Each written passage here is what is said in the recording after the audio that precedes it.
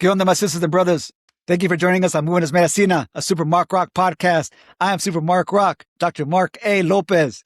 Moving as Medicina is just that, a movimiento, a movement. This space is dedicated to motivating gente, the people, the community to build healthy habits and rituals that transform lives. Each episode, I sit down with mi hermanas y hermanos, dope, educated individuals, to explore their active lifestyles, mental well-being strategies, and the brilliance that they carry every single day. So welcome, mi gente, to Moving as Medicina. And speaking of dope, educated individuals, I am joined by mi hermana, Isabel Gonzalez, a dope, educated education advocate, a chingona mom, is an overall dope human being. Isabel, thank you. Thank you for being with us this afternoon. Appreciate you making time for us. Happy to be here, Mark. Thank you.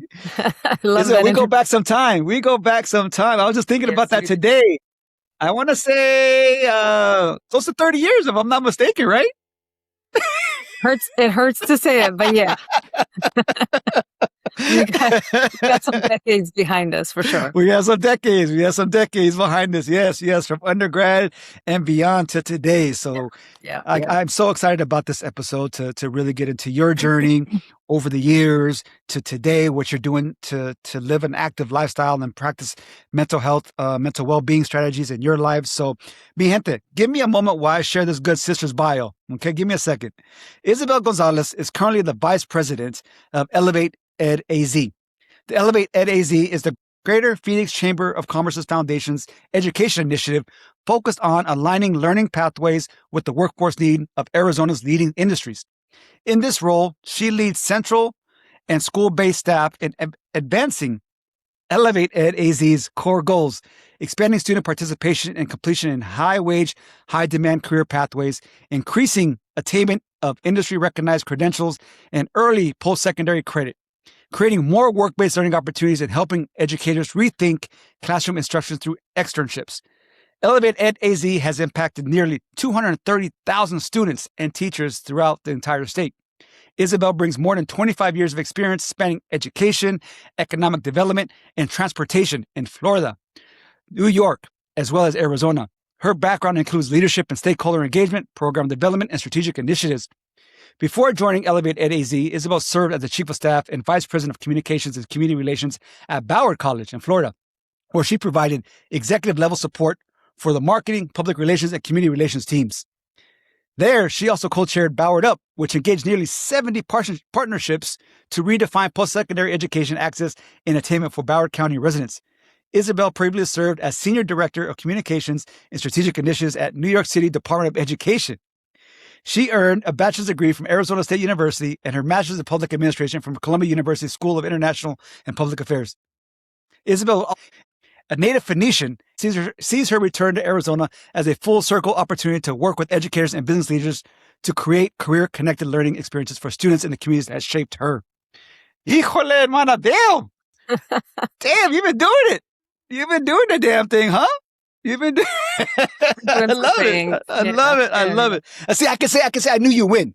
I can say, you always feel like you need to do more, but it's fun to have it all rewritten or retold. Yeah. You're amazing, sister. I mean, no, going back to undergrad and during your leadership, and pick a student organization that we were both involved with, and we just from those days until today. I mean, you've been doing the damn thing and continue to do the damn thing for our gente, for our raza, for our comunidad. I mean, nationwide. And it's just try to keep up with you. Stop it.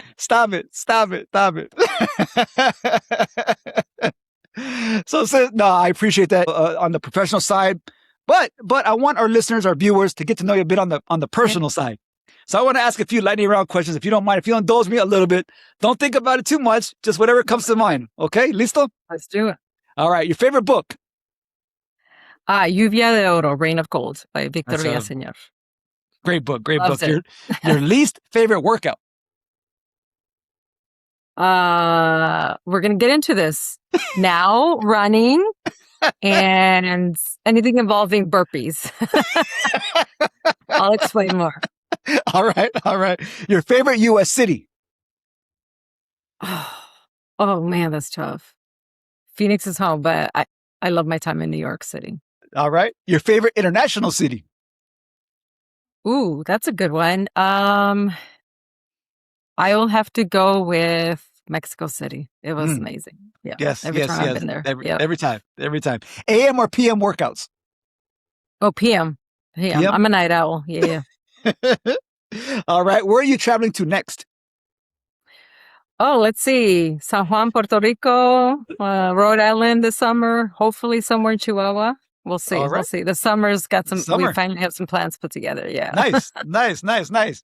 Your go-to hype song during a workout. Anything involving Prince. Yeah, anything Yes. involving Prince. And maybe Mary J. Blige's Work That. Beautiful, beautiful. Love them, love them. And I got to ask, I know you said that your least favorite wellness activity, active activity, but when are we going to get that marathon in? When are we going to schedule it? When are we going to schedule this? Sis? Come on. A marathon. I don't know. I went through that journey of trying to be a runner. I think I fell out of love with running. But I will share more good. about that. Yeah. It's all good. We'll get into that. We'll get into it. All right. All right. So you can take a deep breath. That's it. Those are the lightning round questions. Again, an opportunity for our listeners and our viewers to connect with you, to get to know you a bit on the personal side, on some personal interests. So Isabel Gonzalez, what is your story? Who are you? What's your origin story, sis? Yeah. Let's see. Let me start with just saying, so as you said earlier, native Phoenician, born and raised here in Arizona. Um, First generation Mexican. So meaning a lot of my upbringing had to do with being parents of a daughter of immigrant parents, who came from Mexico, met here and raised a family here. And so very bicultural, thankfully bilingual, had to work at the bilingual piece, but yeah, bicultural, bilingual. Grew up in central Phoenix all my life and then decided I would go to school. Barely made it to school. Was thinking about a community college, which I think would have been great for me, but had a chance encounter with the counselor once in high school and ended up going to Arizona State. He said, you need to go to ASU. There was no like conversation about where or exploring. He was like, you need to go to ASU. And so I was an informed shopper of education opportunities. I was like, okay, that's a stretch. Sure, right? It felt like a stretch. So that has a lot to do with it, right? And my story and the work that I've dedicated myself to. So just finding out that a lot of my journey to college after high school was a lot of chance and a lot of great people in the road at the right time. But that's where I met you. I had an amazing time at Arizona State. It was home. It was a huge campus, as you know, even much larger after we left. But it was home. We found a community, and I would say that it was a place where I could thrive, where I built community, where I built lasting relationships, yours, other friends that we all still connect with. It was amazing.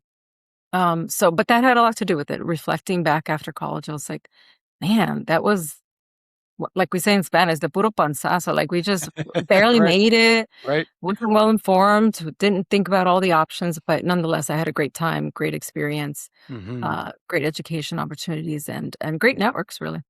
So that to me is very indicative of like what informs me in the work that I do now, professionally speaking. Right. Yeah. 75% of my professional career after college has been about leveling the playing field and having education-based opportunity and connecting those education-based opportunities with the community, whether it's working with parent or parent-facing initiatives for meaningful engagement in New York City or in Florida, where we were really trying to, from a state college, community college level, trying to bring the college out to the community and your local community centers or nonprofits to have folks, lower the barrier and the bar for them to beef up their resumes and really create some opportunities to upskill. And then here in Arizona, since moving back, really working with the Chamber of Commerce and thinking about how do we help high school students be more aligned to the leading jobs and occupations here in Arizona, and how can they start early at high school and walking away from their high school careers with some really great credits, credentials, and work experiences. A big part of my life now also, in addition to that, is just, as we can get into a little bit later, it's connected to what I think about in terms of movement and health. During the pandemic, like many people, started to reevaluate what life was and what I wanted to be, what I wanted to experience before I left the earth. Honestly, that was a very deep level of thinking that I did at that time. And I wanted to be a mom. I wanted to be a parent. So I decided to parent alone. And Yes. that since actually that time back in 2020 has really shaped who I am, how I look at the world, the information that I consume, and the networks I create. That's a huge story for me too. That's beautiful. Appreciate you sharing. Yeah. I mean, we have so many parallels, you and I. I mean, of course, we go back to our undergraduate days, and as well, being from Central Phoenix, born and raised, también, just where we come from. I mean, I should have matriculated to a community college, similar to your point. I was not academically prepared. No one told me that, hey, you need to do this, and this to attend the university. I had no idea as a first generation college student to navigate those spaces. But like you said, we met so many amazing people, mentors, in our journey that really opened the door for me to thrive. To your point, to thrive in these spaces. I mean, at this massive research extensive university that we built community, which was so critical, I think, to our persistence, to our retention, to ultimately graduation, that these communities that we built and we are still connected to this day. I mean, lifelong friendships, and but really retained one another through our activism, through our social communities, and everything in between. Just really, I mean, just that space allowed us to thrive and come into our own as as students, young professionals, and as we hear, as my boy tells me, the back nine of our lives. That sounds better than the other side of the mountain, the downhill. Exactly. But sis, I know in previous conversations, I know you lived an active lifestyle. I didn't know to what extent, what your modalities of choice were. You mentioned running, of course, at an earlier stage in your life, and now moved away from that. But I know you do practice an active lifestyle. Tell our listeners and our viewers, when did that wellness journey begin for you? Yeah, great question. So I remember as a young age, my mom especially used to joke with me that I used to at a young age grab phone books. Anybody remember what phone books are? So grab the thick, those that are like each this thick, right? Grab phone books, duct tape them together, and like do my step aerobics at home. And so there was something in me that I liked moving, right? I don't know. Maybe it was the influence of back in the 80s where aerobics was big. Maybe I saw it in media and that's what did it, but I really loved doing that. And so they saw me doing that movement. Another thing that really jumped out at me in trying to think about what you're doing with your movement, which I think is incredible, especially for Latinos, right? Is I remember my aunt Candy, my mom's youngest sister. She was going to GCC, a community college here in Arizona. And we would visit her, hang out with her a lot. She was young enough that she would actually, welcome us hanging out with her. She used to take me into some of her aerobics class that were held at campus. So I got to walk around on a campus at a very young age, see what it was like for her to go to classes. And then she would go to these aerobics classes. And I remember like either we sat in the back or joined her for one or two. It was just a distinct memory. And I don't know what led to the other, like the phone books and aerobic exercises or step aerobics at home. Did that come first, or did her influence, shape me first, and then I got interested in movement? But back then, the point is that without seeing a whole lot of that, where my parents live, and actually where my dad still is to this day, there aren't any parks nearby. You can't walk around. You don't walk around on the sidewalks. So there isn't that ability, at least where I grew up, where you could just walk around the sidewalk, walk around 2 blocks and get to a park where you could move around, right? Thankfully, we did have a big yard, so we were able to be outside a lot. But the intentional, like taking time to move and do exercise and consciously try to be healthy, whatever that meant to you, that was started at an early age. And I would say there was a little bit of innate drive there, and then something that I think about my aunt Candy, who's just a joke and really fun to be around with. And she really helped. She was very conscious of the things that she did that influenced us because we were watching her. Mm. Isabel, you're mentioning about how you were motivated and inspired by your tia taking you around GCC's campus. Your mommy, when you were a kid, you mentioned that she would put the phone books for you to step to. Was there any other motivators in your house, in your family that you're like, oh dang, or even today, how you've been staying motivated to live an active lifestyle? Yeah, for sure. I think about my dad. He's still around in his mid 80s now. Mm, And he was always active. We always noticed that about him. Of course, he worked construction all his life or most of his life. And so he was always out and moving. But even when he was at home, he was never one to just sit behind the TV. So that always stuck with us.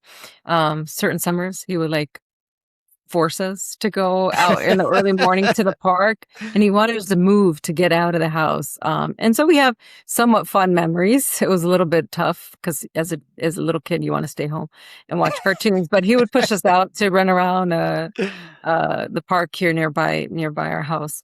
But now, being such an active person and living such an active life, mostly through work. He had a stroke in 2014, and that just completely devastated him. Thankfully, he survived the stroke, and it was only, partial movement in his left arm and in his legs, and one leg and one arm. And so ever since then, I've seen how difficult it's been for him mentally and how depressing that change, that sudden change was for him. Very difficult, very emotional for him. And it's been many, many years, more than 10 years. Wow. But still through his initial physical therapy, even now, he still tries to move. He still has this little thing that he does, a little exercise machine he tries to get on.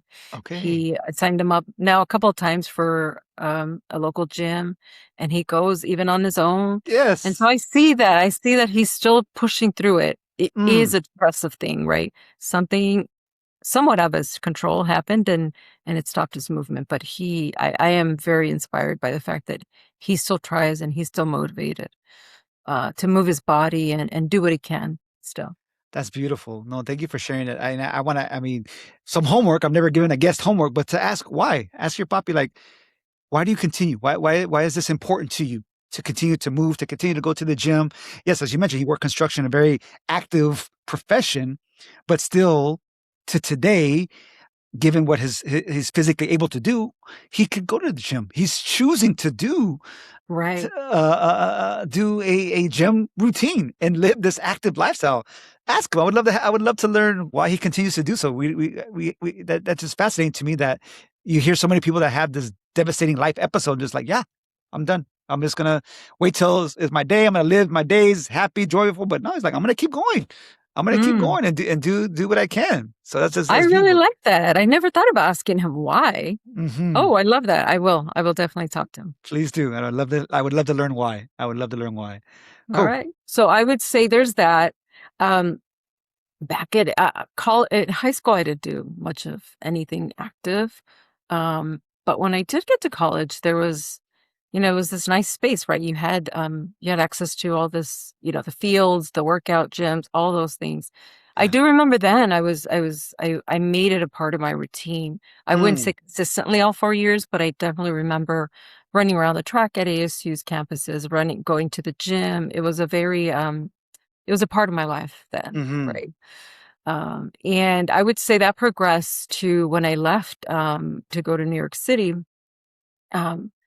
Central Park, there's just parks everywhere. I felt more comfortable walking around and jogging around the sidewalks. I remember telling a colleague that was with me at grad school, she was like, where do you run? Because we were talking about that. And I said, I just walk around, jog around the sidewalks. She was like, I never even thought about that, right? You see people do that now in many communities. You just go run around your neighborhood, and it felt comfortable, safe, and even a bit more interesting than running around a track sometimes. Right. And so I would do that in New York City. So I think I helped maintain a more intentional routine when I was in New York City, because you had so much public space that you could enjoy. And then also just the sidewalks were fun.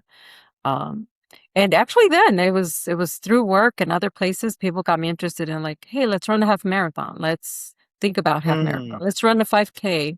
There were some events through work or other opportunities.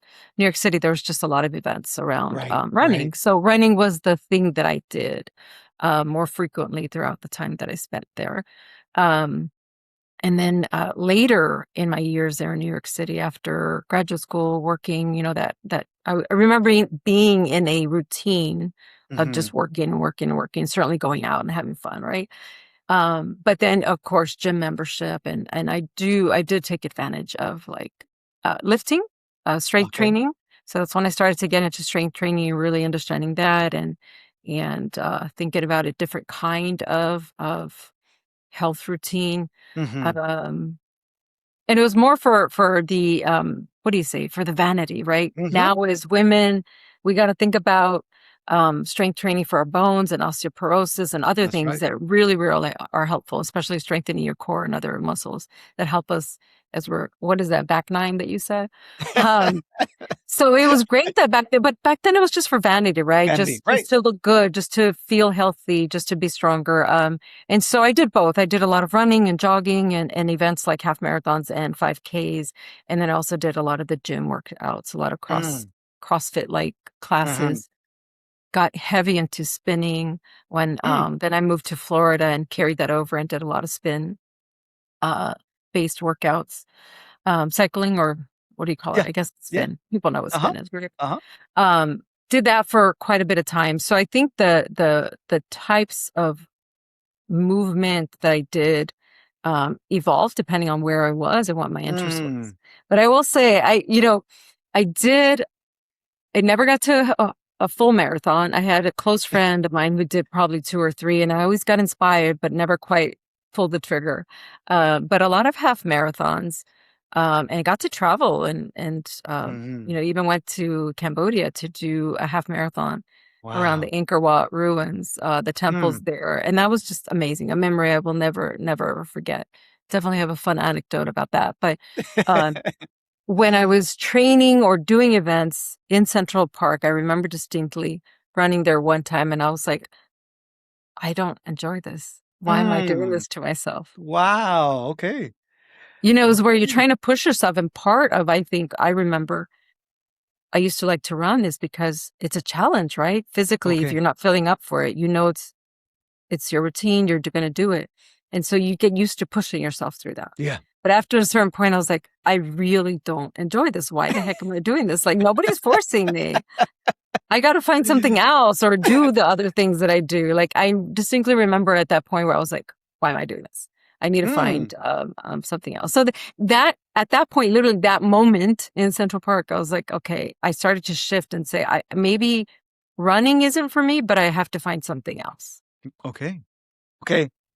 I love it. Yeah. My goodness. Yeah. I mean, I played baseball growing up, but we didn't know anything about conditioning. I mean, all the way from T-ball all the way to high school, but it was just about the love of the sport. So like you said, the weight training, the cardio, it was all for vanity purposes. I mean, from high school, college, 30s, 20s, 30s, it was all for, I mean, okay, I got to get right for this wedding or this quinceañera or this whatever big event that's coming. I got to get right. But it was never on that for the health benefits. In my experience, wasn't it years later, like you said, it was like, oh, I got to do something more. I got to do something. This isn't working for me. I got to do something else. Right. And you had the intuition, like, okay, running is not it for me. It's not. I've done it. I conquered what I needed to do. It served that purpose for that season, but it no longer does. But you stayed active. You had those healthy habits and rituals in your life that you already had. You're like, okay, this isn't working, but I'm going to try something else. I'm going to go do spinning. I'm going to go maybe more walks now, but just running wasn't cutting it for me. And you had that, you just wanted to keep that momentum going for yourself, right? Right. It was never, this isn't working. I'm not working out, right? It was, I got to find something else, right? Because even the Angkor Wat in Cambodia, the half marathon, it was mostly just, an excuse to do something, an event with friends and people in my professional network. So it was also a social thing, right? There's that social connection of doing these events. So that was always fun. And while it was that, I was more inclined to do it. Because even the Angkor Wat, it was in 2011. it it would have been well after that point of where I was like, I don't think this is right for me. I don't enjoy it as much as I think I should to keep doing it. But that you're right. There was maybe it was a little bit at that point of like, I'm just going to do this because there's a trip coming up and I signed up for it because I didn't train. I was like, I'll just go on the trip and run a half marathon. I don't know what happened. I got lazy or just fell out of the idea of like, you're going to run half a marathon. You should be conditioning. I don't know what happened, but long story short, I get there and I had told all these people that I was going to do it. I was really excited about the accomplishment and more that it was like in a special location and a historic place. But I get there and literally after we start the race within 2 kilometers, my knee gives out because I didn't train. Oh, shit. I maybe did 1 or 2 conditioning training before that. My knee starts to give out. I never had felt that pain as a runner. Oh, no. And I was like, what is this pain? Literally, I was about to cry. And so I was hobbling and hobbling. But finishing it, because I did finish it, was more about the vanity again of like, oh my gosh, I came all this way for this. People are going to ask, how did it go? I cannot.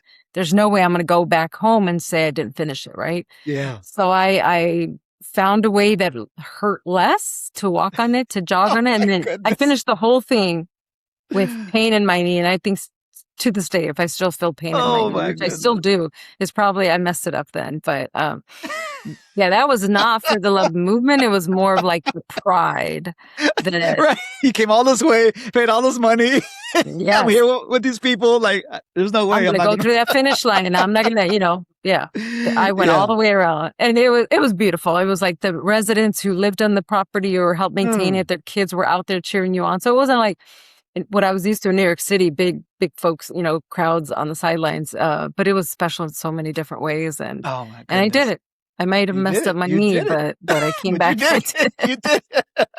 Yeah. Well, to that point, speaking of destinations, I had the distinct privilege and pleasure to run the Mexico City Marathon, which was spiritual. I mean, for so many reasons, for our cultura, for our ancestors, for where our people began as a community. It was just, magical to see so many brown people in one place running this beautiful, hard as all get out. As you said, running a marathon is hard, period. Yeah. But then you throw in Mexico City. Yeah. Oh my goodness. Elevation, pollution, other things. Yeah. all that. Amazing.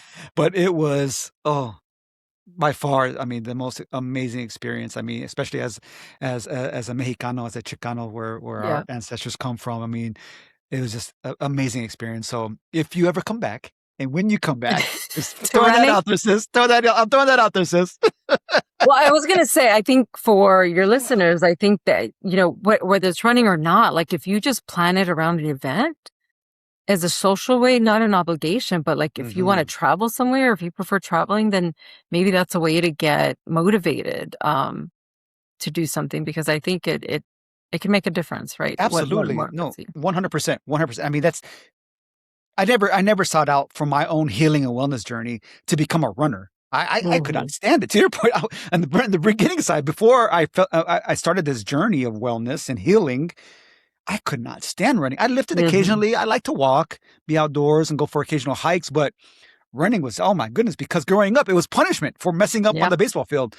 My dad was usually, my dad or my tata were usually the coaches. So when we messed up, go run a lap. I'm like, oh. And I was asthmatic. Yeah, I was asthmatic, and I was bigger as a kid. So I was, as my other boy would say, I was slim thick as a youngster.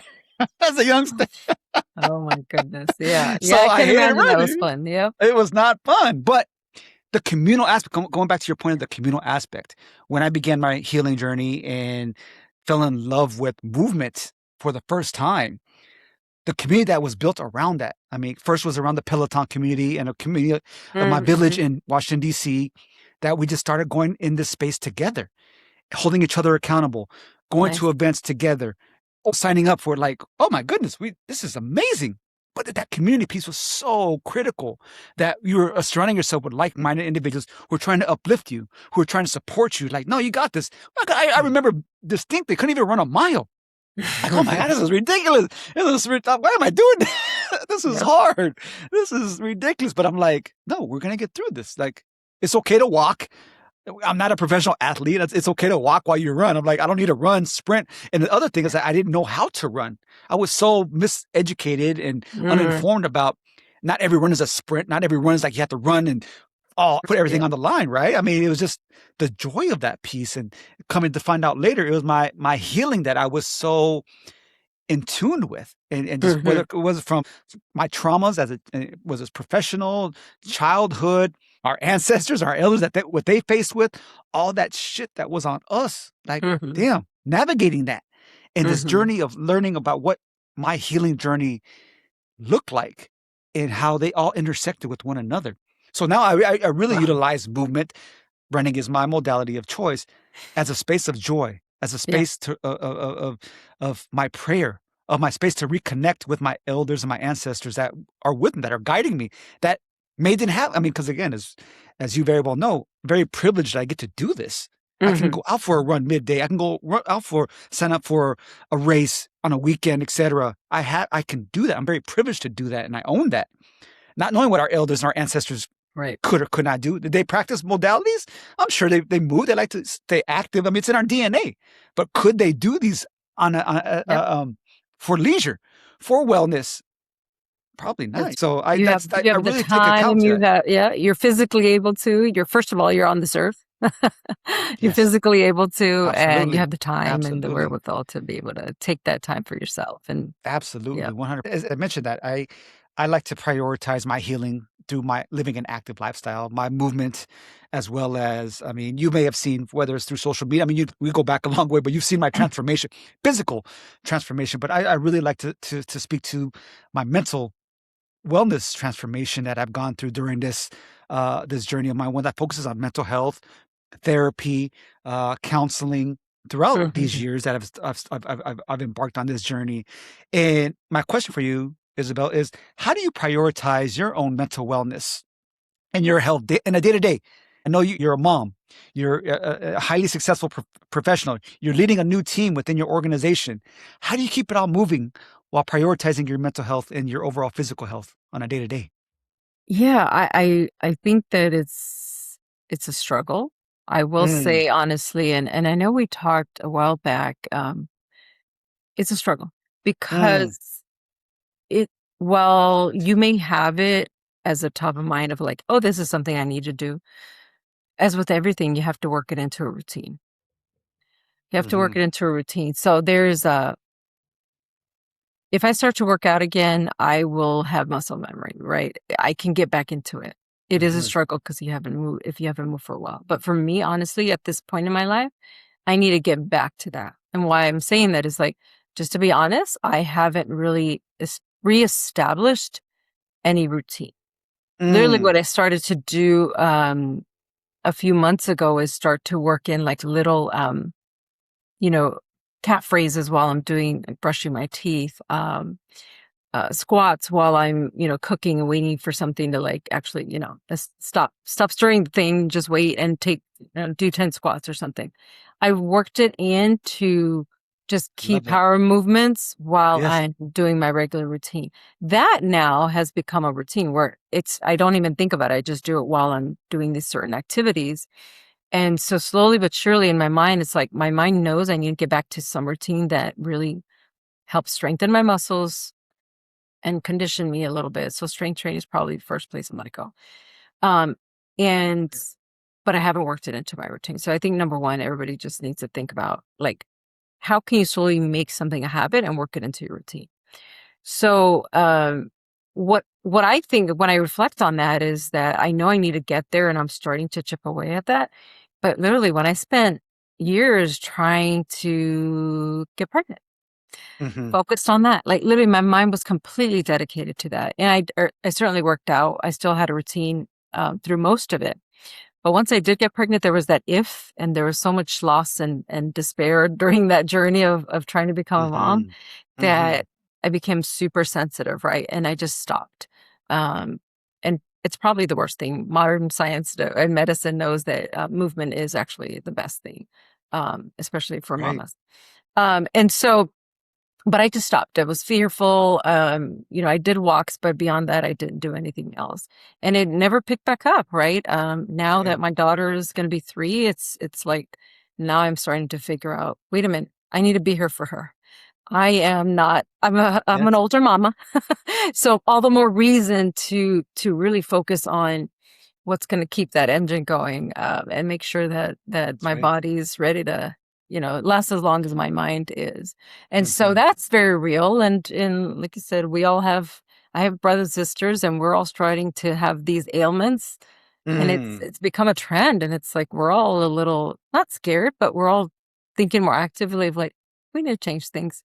And so I'm still not there, Mark. I Okay. am not there on a dedicated routine. But, yeah, I've started to work in a little bit, little routines, little burst things that keep my body going and with key muscles, and then I need to get back to something. One thing I have thought about a lot is climbing. That Okay. I did find, I What did is that? Please. connect. What is Yeah. that? What do you mean? So I did connect that is probably my thing, because I think about it more than anything else when I think about like Mm. movement or just how do I want to spend my time? What do I want to teach my daughter? What do I want my daughter and I to do together? It's always about climbing. So yeah, I think it started probably more when I was in New York City. Just finding rock climbing gyms. There's always an excuse not to work out, especially outdoors. And in New York City, I was close to mountains, and there was bouldering and hikes that I could do that involved some level of climbing. And then I started to go to rock climbing gyms, indoor rock climbing gyms, literally scaling walls indoors with all the Mm. safety measures. So Mhm. it eliminates some of the fear. And I loved it. I started to love it. Like Mm. the challenge of figuring out if could I go up this route versus that route, that's more challenging. And I started to really like it. And so I would go to gyms, rock climbing gyms more often. Found myself really excited about that. If I had friends or anybody that would go bouldering or scrambling over rocks upstate New York, I would go. So got to do that both outdoors and indoors, and just really connected with that. Um, and then I actually in 2019, December 2019, I booked. I was like, I have to do a real mountain climb. I don't know where I Mm. got it from or where it came from. I was just Wow. something also just said, you've got to do this. Mhm. I don't remember doing a whole lot of research, but I came across Devil's Tower in Wyoming, Bear Lodge for many Native Americans. I don't remember the process, Mark. I don't know how I connected, but I was like, all right, Okay. that's it. That's what I'm gonna climb. Did a quick research, found a team and a little inn that did both, they would house you. It's like a little bread and breakfast, so to speak, Mhm. and they actually did the staffing for people to go up and climb. Booked that on my own. Wow. Just booked that December 2019. Mm. I was so dedicated, excited about that, and started to you know, train more. This time I did want to train. And I started to go to rock climbing gyms more frequently. Even if I would Mhm. come home to Phoenix and visit family or whatever I was doing here, I would find time to do that. So that was December 2019. As you Mm. know, pandemic hit. Yeah. A couple of things that were relevant to that in terms of why I was so motivated to do it. All signs were pointing against it. So the pandemic hit. Um, Gyms shut down. So I was like, shoot, I've got this booked and now I can't train. I was set to go end of May 29th, 2020. That was when Mhm. I booked. Back in December, I booked for May 2020. Well, the pandemic was fully on as it got closer. Flights started being canceled left and right. Mm. Gyms were closed. I couldn't train. And this was my first real mountain climb. Like I was Oh, gonna wow. climb up the face of this mountain. I needed to train and I didn't have access to gyms anymore. And Mm. May 2025, a few days before I was supposed to leave, George Floyd was murdered, as you remember. Yes. And I was in my position at work professionally at Broward College was such that, I had to be involved in how we thought through things heavily Mhm. through the pandemic and actions, operational shutdowns and changes, and also just a response and a coming together around what the world experiencing, but Mhm. also here in the United States with the aftermath of after George Floyd being murdered. So there was a lot that pulled me in. The only thing that did not happen is my flight to Wyoming did not get canceled. And I didn't even consult. I was just like, I'm not canceling it. I'm going. No training, no climbing gyms. Oh my God. But I was like, I have to go. Thankfully, one of my sisters, very close to her, and she's always supportive, and she found an opportunity to go. So I felt a bit more like, okay, that's, there's going to be a person who knows me closely who will be there to support me. And so we went out there. But there was something in me that just said, I have to go. I have to do this. You have to do this challenge, right? And I don't know if at that time I started to think about becoming a parent, but it was starting to happen. I think that by then, when I booked it, that wasn't top of mind. When I booked it in December 19, it wasn't top of mind. But I think shortly after, like I said, it was during the pandemic. I think this idea of like, you're going to go through this very challenging, I didn't know how challenging it was going to be at that point, but you're going to want to become a parent. You're going to step into that process and effort and journey. So you need to go through this. Like that's what I say to myself upon reflection, right? That's my debrief for myself. But something was driving me to go. So I went day one. It was a 2-day climb. Day one was, you just go with your guide. They teach you how to literally do the ropes, teach you the ropes, teach you how to climb up. It was just short pitches up. Try this one. Let's go up, get familiar with the mountain, with everything, because the next day was going to be the full summit climb. On that first day, Mark, I was so unprepared, so not trained. And it was just the enormity of climbing up this tall tower outdoors with ropes and the possibility of falling, all of that. And I just wasn't physically fit for that. I cried. There were many tears, many tears. I was like, I can't do this. I have to cancel. Literally, we had climbed up tall, high enough for me to decide I just couldn't do it. I was crying. I couldn't do it. I told my guy that this is not going to be possible. And I started to ask him, like, how do we salvage this trip? I made a big deal. I'm here, spent all this money. Is there somewhere else we could climb that wouldn't be this rigorous? And he started to say, yeah, I'll give you some ideas. Well, I started to calm down. I came down, and that was the plan. We were just going to find something else for me to do that second day. Something happened that night when it was really time to make the final call on what the plan was for the next day. And I said, no, I came here to do this. I'm going to do it. The next morning, I woke up with no fear, natural fear of like, you have to be careful, but no doubts. I think that's what it was. No doubts. He checked on me first thing in the morning. He was like, are we sure we're going to do this? I said, yep. Went up there, had a successful climb. There were no tears. It was hard as heck. It was so hard, but I loved it. And I made it up, and it was the most amazing experience. And I was so excited. Yeah. Oh my goodness. That is beautiful. Now to date, how many have you done? That was my only climb. That was my only actual climb, outside climb. Yeah. And I will say, so that's the thing. It's, I have to balance what I want to do, and maybe indoor climbing is probably going to be the best next thing to stick with, because I literally have fear of like, if I do something voluntarily and something happens to me and I can't be you have the fear of parents, I got you. So maybe it's an excuse, but that's the fear I have right now. I did that knowing, do this now. There's nobody that is depending on you at this moment, not directly anyway. And I had no fear. I loved it. It was the most exciting thing. But if I get back to it, I think it'll be just more indoor rock climbing. Indoor rock? Yeah. Oh my goodness, that's amazing. Good for you. I'm glad you had that experience. And I mean, again, call it the universe, the ancestors. Diosito came to you that night and said, hey, you're going to do this, Mujer. You're going to do this. Put on your big girl chonies. Let's go. Exactly.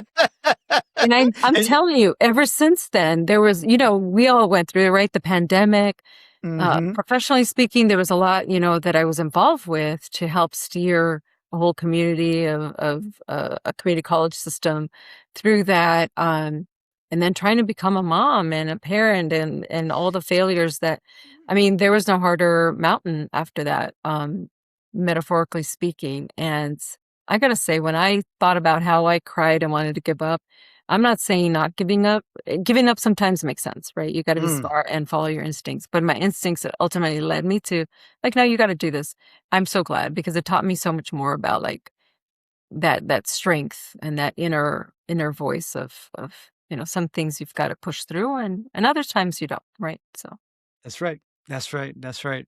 Hermana, you may have seen, and I appreciate you sharing that. Congratulations. I hope you get back very soon to that joy, me too. that space of joy, whether it is indoor, outdoor, but you are and as we've talked about, I mean, just a beautiful space for hiking, getting outdoors I don't know if there's some climbing in there, I'm sure. Yeah, Yeah. so I'm not aware of it. I never did it. Growing up, we just weren't exposed to that.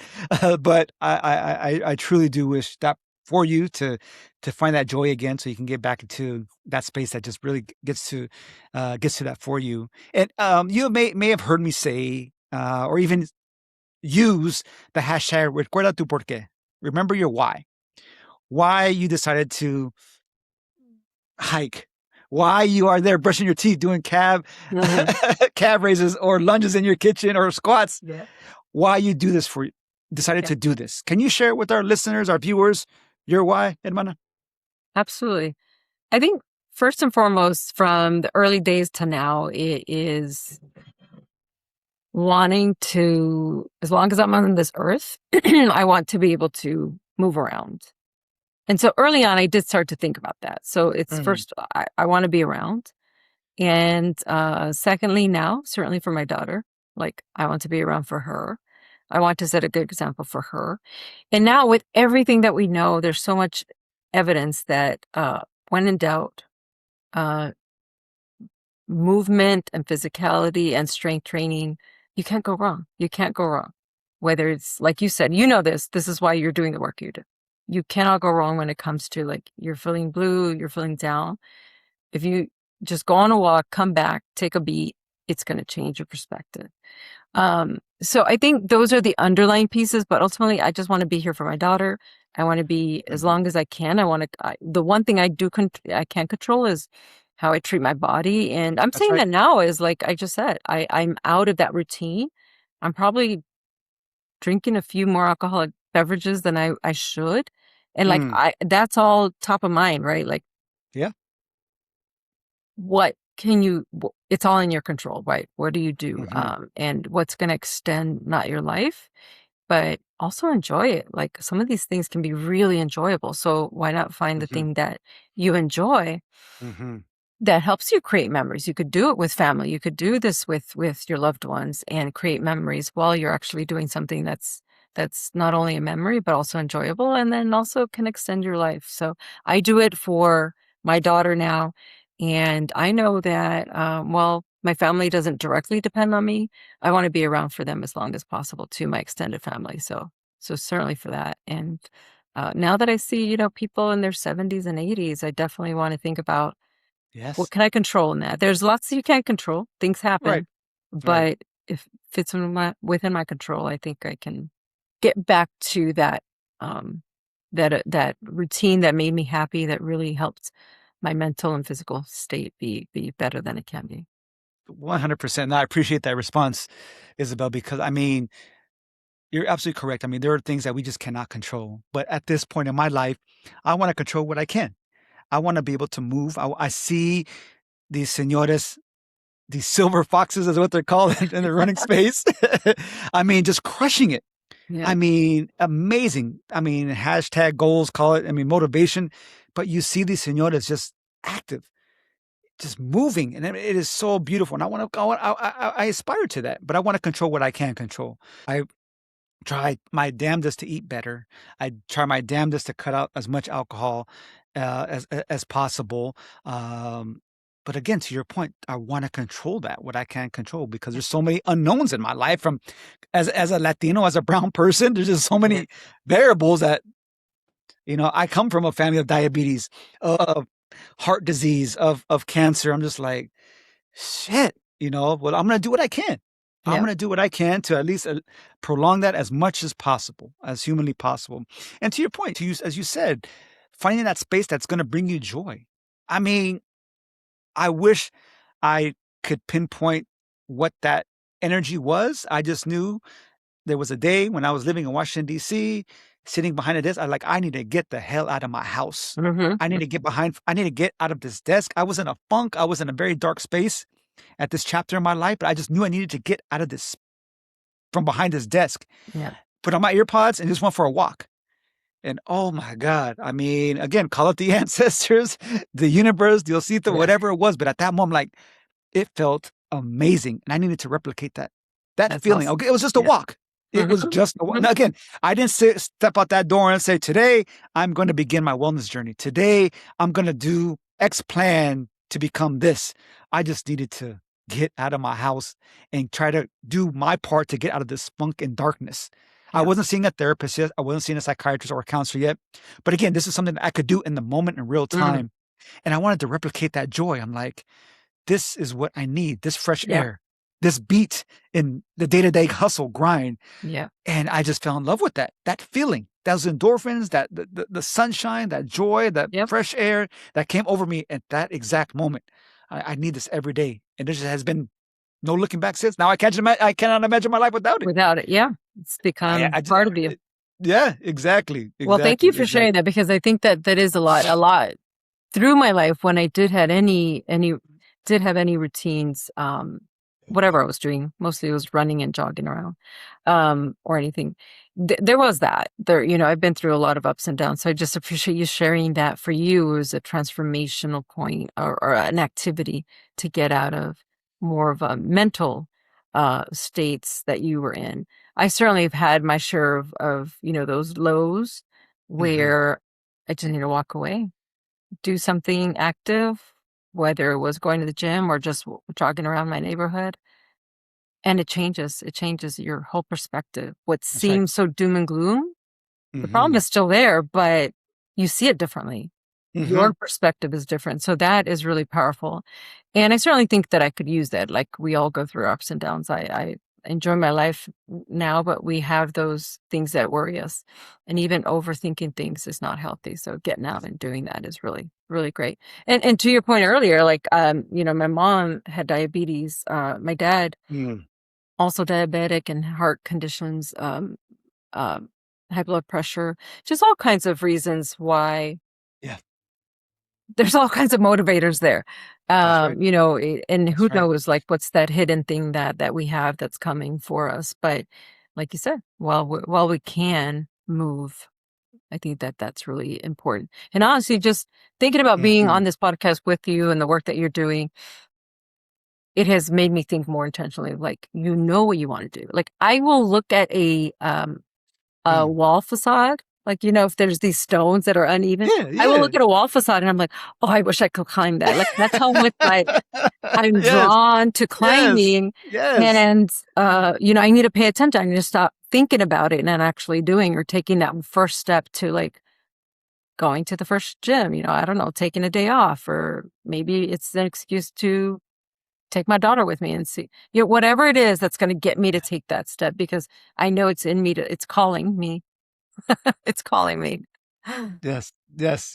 I love it. Please, I like to reframe the taking a day off, but take a mental wellness day. Go do something that's going to bring you joy, that's going to refuel you, rejuvenate you, whether it's professionally, out of the office, again, to re-engage with movement. But I know you are an amazing leader, manager in your workspace. I know that's something you try to share with your staff, is to take care of self, because if we're not our best selves, how are we going to show up to these workplaces and do the best work that we were hired to do? So please, Hermana, please take that mental wellness day and go spend the day doing what you and your daughter need to do. And again, I appreciate you saying that, again, coming back to that space of joy, because one of the journeys, the elements that I find in my journey of healing and wellness is that how much of one, I know I need counseling, therapy, psychiatry, professional help. Movement, while I'm a movement enthusiast, advocate, is not a replacement for professional psychiatry, counseling, therapy. Right. And through this journey, it really affirmed for me, like, I need that space. And that, as you very well know, as a Latina, as a Mexicana, as a Chicana, that these conversations aren't had growing up, even in adulthood. It's such a taboo topic. Yeah. But I came to this realization again later, thankfully, that no, I need this. And it's because of that movement journey that allowed me to come to that epiphany, like, no, I need professional support. I need to talk to somebody. I may even need to be medicated. And that's okay, because it's all about my wellness journey. It's all about my healing. While movement is, yes, it gives me that space of immediate joy and comfort, and allow me to identify what is happening in real time that I need to address. But there's just some things that I just, yes, we're very educated, both of us, we're amazing professionals, but that are out of my wheelhouse, that I know I need to go and seek this additional support for. And that's because it's helped me become more of an advocate around mental health and mental health, especially for our gente, especially for our raza, who just, again, we're not brought up to speak about these issues. We're not brought up to say, hey, we are advocates for our mental well-being. So no, I appreciate you saying that. I appreciate you saying that, Mana. So who inspires you, either in an active lifestyle, wellness, familia, professionally? Who inspires you, and why? I'm not saying this because I'm on your podcast, but getting ready for this, I love that you're focused, and even what you just said. So I'm going to start with Mark Lopez, guys. So because the thing is, like what you just described, right? I have been there too, where, man, I'm used to dealing with problems on my own. If I'm feeling a certain way, that's my problem to handle. I'm very private when it comes to just negative, right?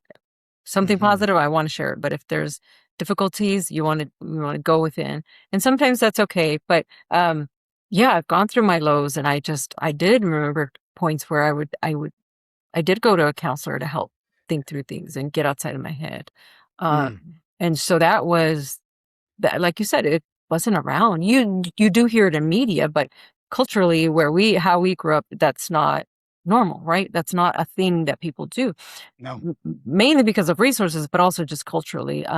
So I appreciate you saying that.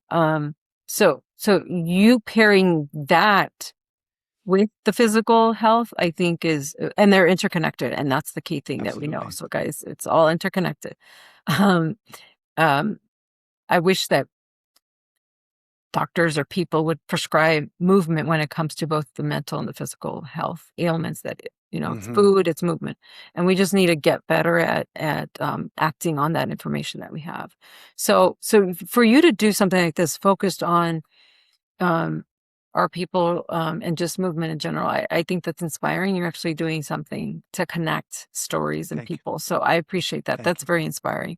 I haven't done that. Like I said, literally, I'm just trying to keep up with you. So I think what you do and how openly you talk about everything is really important. So that inspires me. Thank you. I would say others that inspire me, when I think about the memory of my parents inspire me. So my dad is still with us. I'm not speaking him to be gone. I want him to stay as long as he can. But my parents did in their life and what they could accomplish, that inspires me. Mostly because I always, and this can get negative, but you try to compare, like, what did they do and what did they sacrifice? And is what I'm doing in my life worth their efforts and their sacrifice? But the fact that, for example, my dad had a very tough upbringing, grew up dirt poor. And when I say dirt poor, I mean like dirt poor. That's the epitome of what dirt poor was.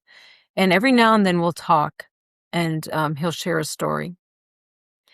And the stress and anxiety that he went through as a child and his parents went through in poverty, and being alone in a ranch and uneducated, like what you didn't know, that anxiety and stress, and probably, the way he shares he was raised and what was put on him as the eldest. The fact that he is who he is now with all his flaws, but he's just an inspiring person, a caring and giving person who raised us, who created stability for a family. That to me is very inspiring. Like when you just look around and you feel like, yes, your problems are your problems and they're valid, but you can look around and gain motivation. I think I don't have to look farther than my mom and dad for what they had to go through and what they created for us. And then that segues into just what I hope to create for myself. And now my daughter is like, I want to be an inspiration in various ways. It's not going to be the same as my mom or dad, but I think that motivates me. And, for those of you who have lost a parent, you know what it's like. Thankfully, I still have one parent, and I can still draw on his active inspiration, because he's still around, and he's still watching me, and he's still guiding me, and he's still sharing his stories. So I love that, sis. Thank you so much for sharing and being transparent about your parents. I mean, it's a beautiful story, and I mean, you're building off of that legacy. I mean, in motherhood, in what you've learned from them, you're taking that energy, those values, those lessons, and I mean, and you're instilling in your mijita, and it's beautiful that you're shaping that, but also shaping it into your own, what you want to bring to her life. Rock climbing, living an active lifestyle, right? yeah, And it's beautiful. I mean, just how they did to you loosely wasn't as you mentioned, organized or right. scheduled, but it was there. But now you're like, oh, okay, that was part of my upbringing. But now I can shape this for her, and I'm going to do this for her. And you're standing on those shoulders, man. It's just beautiful. And I appreciate you saying that. I want to wrap up with this question. I mean, again, you've known my journey. You've seen my transformation, both in mental health and physical health, and have strived to really build this community around Movement Medicina. What comes to mind when you hear and see Movement Medicina? I mean, it's just a straightforward way of the truth for me, because it has been. It is. Mm, We when somebody gets sick with, terrible things like cancer, or maybe a heart attack or heart issues, like, it's very natural for us to think about, okay, well, what's the medical response? What's the doctors? What's the drugs? What is the surgery, or the medication that will help address that? But we've got to think about, again, like, I can have a heart attack tomorrow, and maybe there isn't a whole lot that I can do to prevent that. But the hmm truth is that there is a lot that is within my control, right? To try and do everything that I can to prevent that. And so when we think about the responses for any ailments, it's always pharmaceutical medicine. Yes. So when Yes. I think Yes. about movement as medicina, it's the truth. It's like that also is medicine, right? And you don't have to pay anybody, do anything, go to any doctors. You just need to move. And there's an answer and a support that is scientifically backed to support your mental health, your physical health. Really invest in your long-term viability and vitality. hmm So I think we just need to remind ourselves that you don't have to go to a doctor. You don't have to go get a prescription medicine. You don't have to do surgery for everything. Those For are every all that's right. wonderful. Those are all wonderful things, and modern medicine is amazing. And I've been the Yes. beneficiary of that for many things. But a lot is hmm still within our control. That and food, a variety of rich, colorful foods. Like, it's simple, right? Often when I go to the grocery store, I'm like, dang, the most healthiest things are probably the cheapest. Like sweet potatoes Yes. and carrots and broccoli and grains and things like that.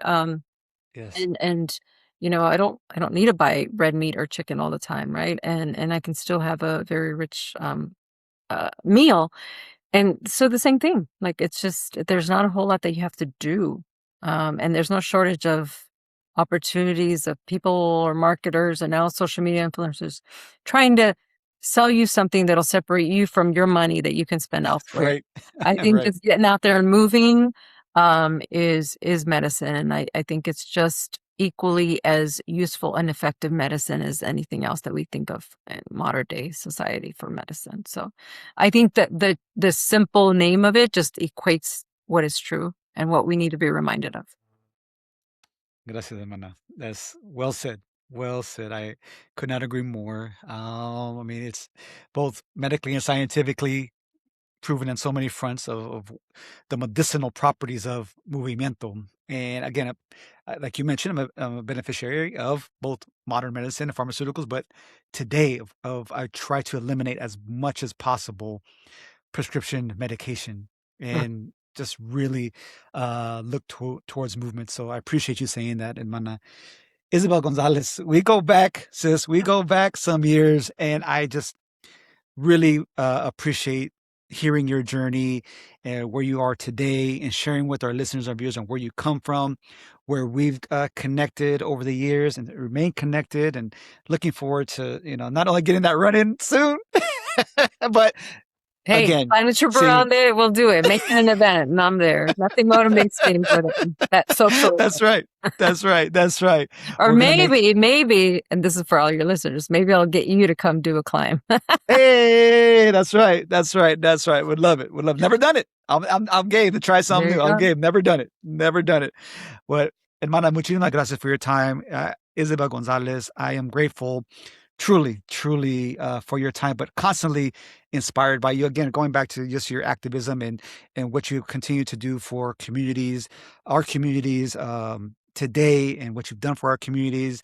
I'm just a huge fan and rooting for your success. I'm truly, again, inspired by you. I believe you're sacred and a blessing to me. So again, thank you for sharing your story and your journey, sis. Where can Gente find you? Where can the people find you? Where would you like to be found? Are you on social media? What's going on? I am, but I think the easiest way is like LinkedIn. Just find me on LinkedIn, Isabel Gonzalez, and I'll be there, or connect with Mark, and we'll be able to connect. We'd love to share more about anything I shared about climbing or becoming a parent or a single parent or whatever, anything that connects it with you. Happy to talk more. Thank you, man. Thank you. And again, thank you for joining us on Mujeres Medicina. Mi gente, remember, recognize your dopeness. I believe we are dope, educated individuals. Like this episode, ask questions, give us feedback. Follow me at SuperMarkRock at IG, or at Mujeres Medicina on IG, as well as YouTube, Apple Podcasts, and Spotify podcasts at Mujeres Medicina. Mi gente, appreciate you for listening, watching us this evening. Gracias, paz y luz.